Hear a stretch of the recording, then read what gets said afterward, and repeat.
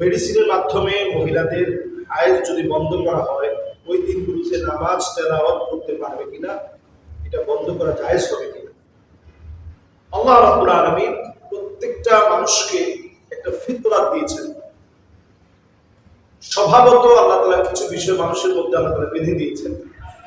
হাসি, কান্না, সুখ, দুঃখকে আল্লাহ রাব্বুল আলামিন আমাদের মধ্যে দিয়ে দিয়েছেন। এই সবটাই আমাদের জীবনের অংশ। তো নারী জাতির যে অসুস্থ হওয়া, আল্লাহ তাআলা যে একটা পিরিয়ডের একটা টাইম দিয়েছেন, এই টাইমে অসুস্থ হওয়া এটা খুব স্বভাবপ্রসূত একটা বিষয়। কিন্তু এই টাইমটাকে আপনি ওষুধ খেয়ে, নানাভাবে যদি আপনি মেডিসিন খেয়ে বন্ধ করে ফেলেন, এটা আল্লাহ রাব্বুল আলামিনের সৃষ্টি বৈচিত্র্য নষ্ট করা, এটা আল্লাহ তাআলা পছন্দ করেন না। একান্ত এমন হয়েছে যে আপনি হাজ্জের সফরে গিয়েছেন, এখন উকুফ আরাফার ময়দানে এখন আপনাকে অবস্থান করতে হবে। ঠিক সেই সময়ে আপনি মনে করছেন যে না, যেহেতু উকুফ আরাফা মতো আমাকে অবস্থান করতে হবে, হজের সফরে আছি, তখন যেহেতু আধুনিক বিজ্ঞান অনুযায়ী মেডিসিন আবিষ্কার হয়েছে, ওই সময় আপনি মেডিসিনটা গ্রহণ করলেন। কিন্তু একান্ত প্রত্যেক মাসে যদি আপনি এই জাতীয় কোনো মেডিসিন গ্রহণ করেন, এটার কারণে আপনি চরমভাবে ক্ষতিগ্রস্ত হবেন। শুধু ক্ষতিগ্রস্ত হবেন না, শারীরিকভাবে এটা ক্যান্সারের কারণ হতে পারে।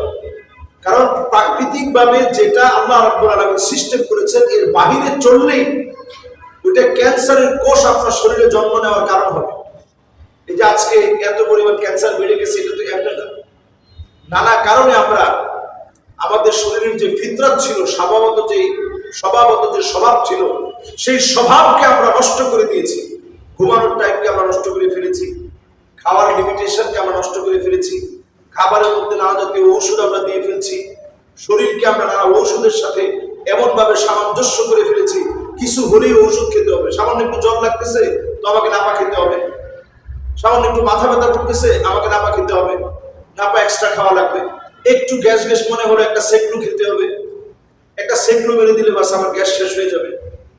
একটু ঠান্ডা আসতেছে, আমার একটু নাক দিয়ে ঠান্ডা ঝরছে, একটু ফেকজু খেয়ে ফেলি, মুনাস খেয়ে ফেলি।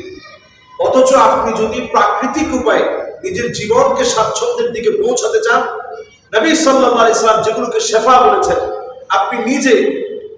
আপনি কালো জিরা খান, আপনি নিজে একটু মেথি খান, ভিজিয়ে রেখে সেটা আপনি পান করেন। এরপরে আপনি প্রতিদিন কালো জিরা মিশ্রিত একটু মধু খান। এরপরে আপনি আপনার বাসায় লং আছে, 4-5টা লং আপনি প্রতিদিন খাওয়ার চেষ্টা করেন। এইভাবে যদি আমরা মেনটেন করার চেষ্টা করি, তবে এটা আমাদের জন্য রোগ মুক্তির কারণ হবে এবং দেখা যাবে যে এইটা একটা দীর্ঘমেয়াদী ফলাফল আমাদের জন্য বয়ে আনবে। দীর্ঘমেয়াদী আপনি সুস্থ থাকার জন্য এই কাজগুলো করতে হবে, যেটা বহির্বিশ্বের লোকেরা করে থাকে।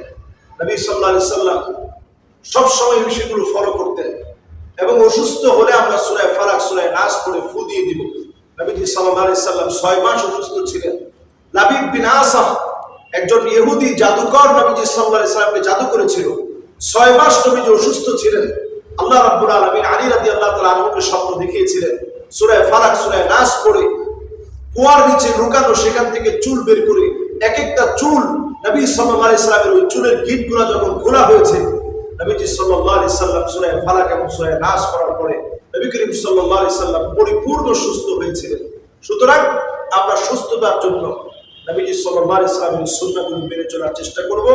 মহিলাদের ক্ষেত্রে আমরা ঔষধ দিয়ে আল্লাহ তাআলা যেভাবে প্রাকৃতিকভাবে যেভাবে আল্লাহ তাআলা সিস্টেম করেছেন, এটার বাহিরে আমরা চলার চেষ্টা করব না।